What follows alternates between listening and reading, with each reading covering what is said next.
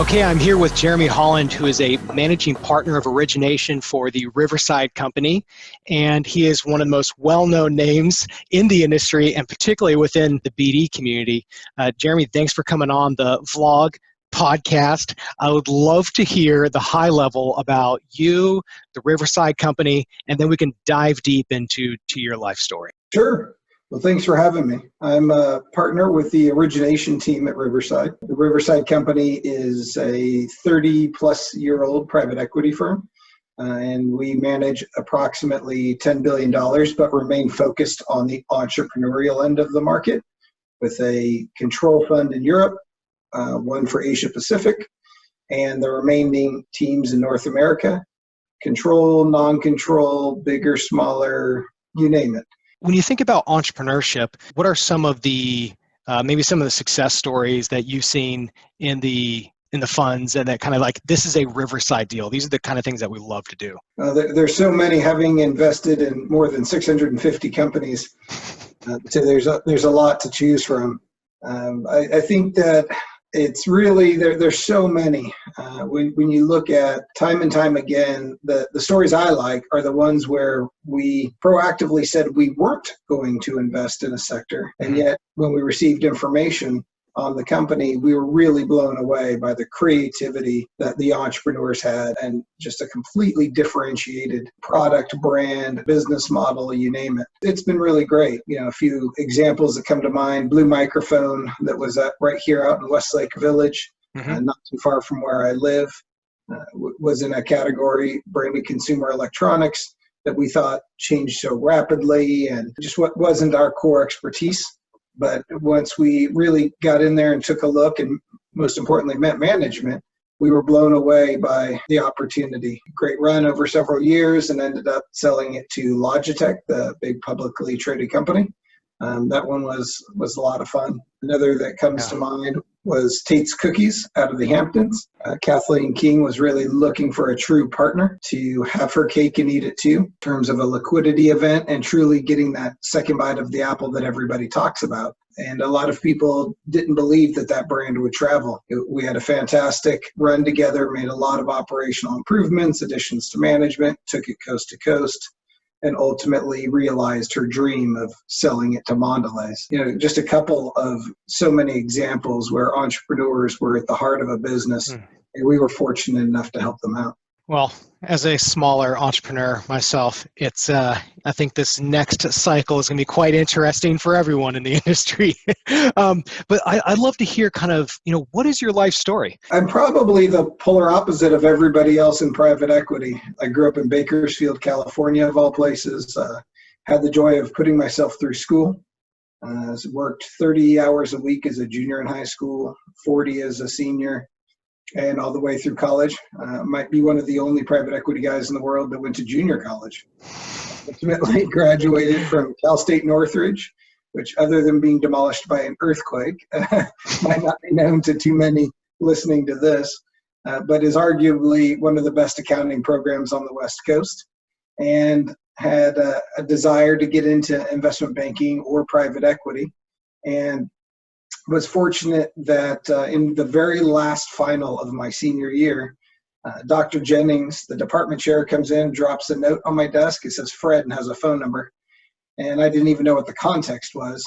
Called the number, and they said, we're a private equity firm, Buttonwood Capital, down in Sherman Oaks. Love for you to come down and interview right now. Went down there. I think they were surprised. They found a state school kid, a fraternity guy who had a deep passion for wanting to be in private equity. I had read everything I could find on the industry, which back then was probably about a dozen books. And I don't think they believed I'd actually read them all. Fred was quizzing me on them. He has a nearly photographic memory. Ultimately, they kind of hemmed and hawed for a few weeks. Back then there really weren't analysts in private equity, and they didn't really know what they'd do with one. I put it to them that I'd work for free. I said, look, guys, I'm paying to go to school, not learning specifically what I want to learn. Give me a shot. If it doesn't work out, tell me to go home. And they said, well, we won't let you work for free, but we'll start you out low and see how it goes. And it was fantastic. They didn't know what to do with me. I sat in on every negotiation, every meeting, you name it, because they didn't really have any way to specifically train me. So while it was an alternative first few years of a career, it was fantastic. And so really, Fred Ulrich gave me the shot that made all the difference. What does Fred mean to you? It's hard to put into words. I think he saw something in himself. He was an Army brat that used the GI Bill himself to go to HBS. He saw something in me that was worth giving me a shot. He was a real mentor. It was a real powerful experience for him to open the door and teach me private equity from the ground up. So it's been a powerful relationship. What's that story that you had recently with him? We had lunch. Fred's getting older now. We had lunch not too long ago at his favorite restaurant in Calabasas, and on the way out, he stopped and said, you wouldn't be where you are today if I didn't give you a chance. And he didn't mean that in a self-complimentary way, but rather an honest question. And I said, absolutely not. It made all the difference, and I really appreciate you giving me a shot. And he held my hand and said, I'm proud of you. I get goosebumps just thinking about it. But it's probably the most special moment I've had in my career, certainly with a non-family member. What do you think he saw in you? When you look at what you had to get in, and now 20 plus years into your career, what do you think are your superpowers? The grit, the grind. He gave me a shot and I wasn't going to let him down. I was working 100+ hours a week, even when not warranted or asked to. I didn't want to miss a beat. Back then we didn't have cell phones and whatnot, so I used to spend my weekends in the office even when there was no work to do. Figured I could read a book at home or I could read it in the office. I was there just in case they needed me. So I used to joke that whatever you can do in a 40-hour work week, I'm smart enough that I can do it in a 100-hour work week. Where does this come from? I mean, what's the family background? Where do these traits come from? I mean, you're working 30 hours a week as a junior in high school, 40 hours a week as a senior in high school. Like, what's the bigger context here? Very military family. Almost everybody prior to my generation was Air Force. My great-grandfather was a CB because he was a Finnish carpenter. Very military family, just a lot of self-made, traditional American story with each generation doing slightly better than the next. But, in towns like Bakersfield, you get a different kind of person, a different kind of perspective, and you got to make your own way. What do you think about this next generation? You have two kids. I guess I can ask, what do you think about my generation? Are we just all doomed, or like, how do we, what are some of the principles from your upbringing, the principles from what built these generations? What are these principles that we need to think and have front of mind kind of going into a recession, going into, some really tough times? Well, I'll start with the first question. The young people on our team are fantastic. Incredible work ethic, great time management skills. Several of them were elite athletes, and I think that helps, just their background and having to keep up their schoolwork as well as their athletics and other activities. But we've got some really powerhouse young people. I know the reputation that millennials have, but my team just proves it every day. So I don't know that it's generational as much as it's person to person. I think the second part of your question is really key. Everyone has to really take an opportunity to be proactive and figure out how they can add enough value to other people, not just their employer, but to other people in the industry, and proactively build goodwill by helping people find a job or helping connect somebody into an investment opportunity or whatever it is. But you can't start early enough in building these relationships and building your network. And when I say network, I don't mean going to an industry event and handing out business cards. I mean real relationships that will sustain you throughout your career. And in tough times, you'll find that those relationships make all the difference in the world. I've noticed in the past couple weeks in particular how all of a sudden there's a strong sense of community and people are realizing that we can't be just transactionally focused. You do have to be a member of a community. And a lot of times that requires giving a lot, which is even harder when everyone is feeling the financial pain and everyone is looking at the numbers and you're thinking, I got to put food on the table. Is this conversation putting food on the table? But that instinct, which is like a sales instinct, is actually the opposite of what actually builds community, what actually builds meaningful relationships. You're absolutely right. You've got to think about the long-term career path and the long-term game, and really helping great people will pay off in the end. It may not pay today, it might not pay 5 years from now, but if you've been instrumental in helping somebody in their career, maybe 25 years from now, and you need something, they're going to pick up that phone. So I understand that a lot of people want to focus on what's going to pay them today. But the things I'm talking about aren't massive investments of time. Much more about caring about those people and helping them with the next steps. These are often email introductions, quick phone calls, a late night or a weekend call when they're about to go to an interview and need a pep talk. These aren't major investments of time or money. It's more about caring enough to allocate them the mind share.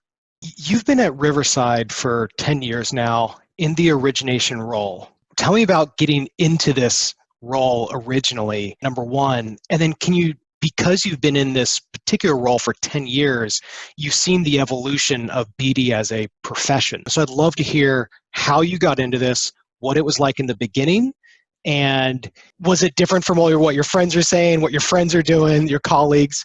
Yeah, just love to hear about that if we could rewind a little bit. Sure. So the first 12 years of my career were soup to nuts. You know, in a small firm environment, you do everything. You raise the money, find the deals, do the diligence, the documentation, sit on the board to exit. And that was a fantastic education. About 10 years ago, Riverside reached out to me and asked me if I'd be interested in moving into an origination role, which I was excited about. A couple friends of mine in the industry told me I was, quote, throwing my career away by moving to the business development side. But, you know, after 12 years of building models, I don't care what title you give me. You still feel like an analyst if you don't have anybody beneath you to help you out. And I think it was the best decision I ever made. You know, with Riverside, we have enough scale that you can put the right athlete in the right position. You don't have to be a jack of all trades, master of none. You can really focus and therefore excel at that part of it. How many people are on pure originations role within Riverside? In North America, we have 15, if you count the senior, junior, as well as our admin team that we call coordinators. And then over in Australia and Europe, they have additional colleagues. Can you talk a little bit more about the idea around putting the right athletes in the right place? So, you know, not everybody is excellent at every aspect of the deal, right? It's a very different skill set to be a world-class board member, meaning a mentor to the management team, a sounding board, what have you, operational issues, as well as the detailed due diligence process, front-end business development process, the exit process, fundraising, all of those different things. Those are all different skill sets. And what's great about our model is that it really liberates you to focus in on what you enjoy. And it turns out you tend to enjoy the things you're better at. And if you're not enjoying something, that tends to get pushed on the back burner and gets procrastinated. So when you put the right athletes in the right position, you get a focus and an enthusiasm in their role that you wouldn't find if everybody was a generalist across the functions. When you look at BD, which has become a true profession within the industry, you know, we can call it sales. We can call it sales and marketing. You know, it's kind of gone through its own, you know, coming of age. What have you seen since you've been in this industry, in this particular role at this firm for 10 years and in the industry for 20 years? What have you seen for the evolution of the role? Complete change. You know, back to the earlier point when I said that people thought I was throwing my career away, clearly at that time, originators were this second-class citizen, if you will, and really viewed differently. Today, where everybody has capital, everybody knows how to build financial models, everybody knows how to run due diligence, many of those things are less valuable. And what matters today are the relationships, not just to find opportunities, but to win opportunities in the marketplace. And so in the last 4 or 5 years, origination professionals have become the belle of the ball. You can write your own ticket. I can't tell you how many calls I've gotten over the years about other firms and other opportunities. But I really enjoy Riverside and the unique culture here, and have been very happy to refer friends into those opportunities. I was having this discussion with another head of business development, actually out in LA, and we were kind of debating like what percentage of your job is actually sales and marketing, as opposed to investment analysis. Some firms are set up where it's like other people go off and hunt, then they throw it over the wall, but like they're really focused at the hunting. Some people have to wear multiple hats. What percentage of maybe your job, but as well as the BD team within Riverside, do you think is true traditional sales and marketing? Keeping your name in front of people, building a name, that kind of stuff. For us, it might be a little bit more focused because we do have a separate dedicated marketing team, which is a luxury that few firms would have.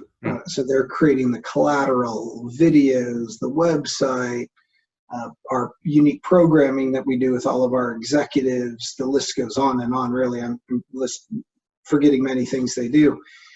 Where our team is the front end finder and filter of investment opportunities. So we probably see 5,000 opportunities a year globally across the different funds and strategies. A much smaller percentage of those are going to get discussed on Monday. So we're leveraging the investment professionals' time by filtering out all those non-starters. But then beyond that, we have a little bit of a different culture in that it's not my deal or your deal. It's Riverside's opportunity. And we're going to stay as involved as we need to be along the process. Or if the team really doesn't need me involved, I'm going to step away as quickly as I can. So it takes a low ego on our team to be able to walk away when you have a team that knows that industry really well, they've clicked with management, things are off to the races, and be able to reallocate your time to the next activity. So to answer your question, I would say maybe 50 to 60% on our team. What do originators do in not just a recessionary environment, but in this, oh my God, what's happening? Everything's freezing, deals are dying. You've seen the ups and downs in your career, and you're an expert in origination. What are a couple of specific ways that the BD community out there can, a couple of things that they can think about to help, bring a sense of calm, and maybe some very specific things that to help structure their week, or just what are we doing day to day when deals aren't happening? I got a lot of those phone calls this week. I said, first breathe, turn off CNBC, and focus on your job. We keep moving forward. The great thing about having committed capital is that we are in a position to help. We've got portfolio companies, and we're fortunate to have a great depth of operating partners to help them model through all of their needs and contingencies and scenarios. And what the origination team needs to do is stay very actively in market and not worry about what other pieces may be doing, whether or not lenders might be hesitant.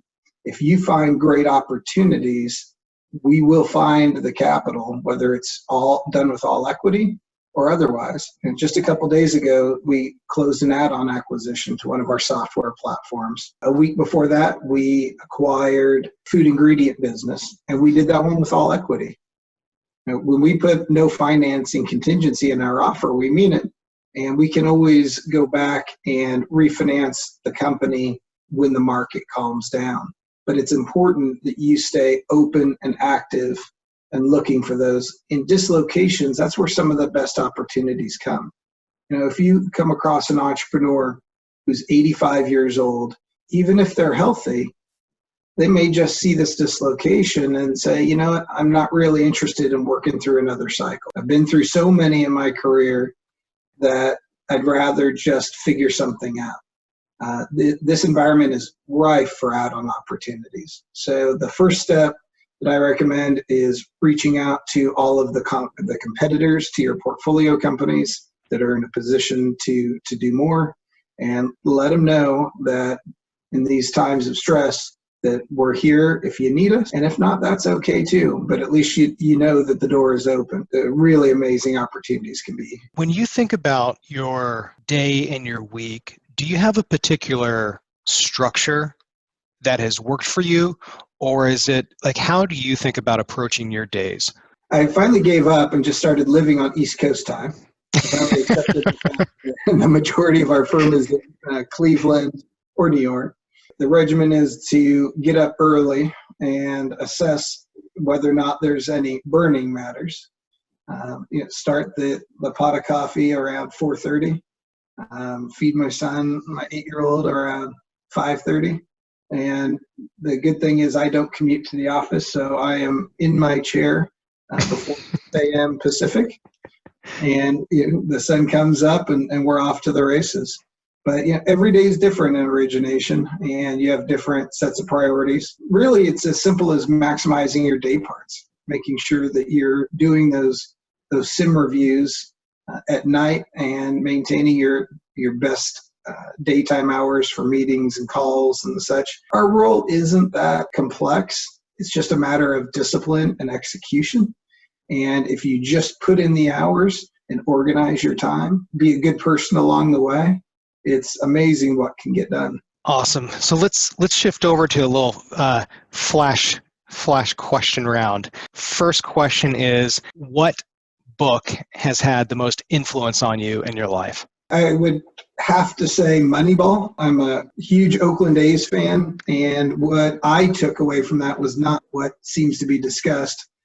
I don't believe that book was about on-base percentage, and I don't believe that book was about salary caps. To me, the book was about, if you're doing the same thing as everybody else, you're going to get the same result. So if you are a team like the A's and have some form of constraints or disadvantages, you better think differently and do things differently to find a path to success. If you had a spirit animal, what would that spirit animal be?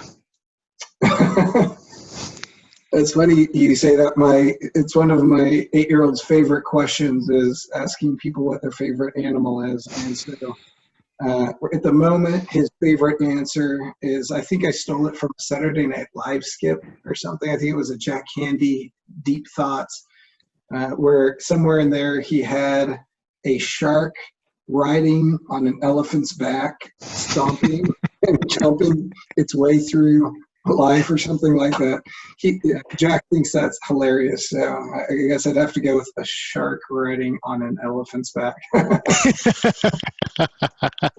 Nice. And if there is, when you look at the trajectory of your career and some of the principles or maybe some guiding quotes, is there a kind of a quote that you live by that has just kind of stood the test of time in your career?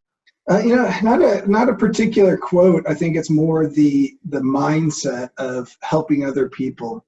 And, I've really built my career on focusing on really great people who might be down on their luck and helping them with the next step in their career, or they've gone out on their own and you're able to refer them some of their first investment opportunities that get done, and proactively building great relationships. I think it's more of the philosophy that somewhere in the world, someone is talking about you right now. They could be speaking ill of you, or they could be speaking glowingly of you.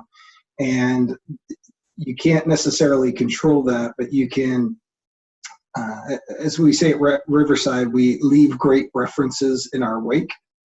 Just do our best to help other people, and it seems to work out in the long run. That's great. Well, I appreciate your time on this podcast. This has been Fantastic. I'm glad we've been able to quickly get this thing going in the new normal that we are living on, and look forward to reconnecting in the future. Thank you. Be well.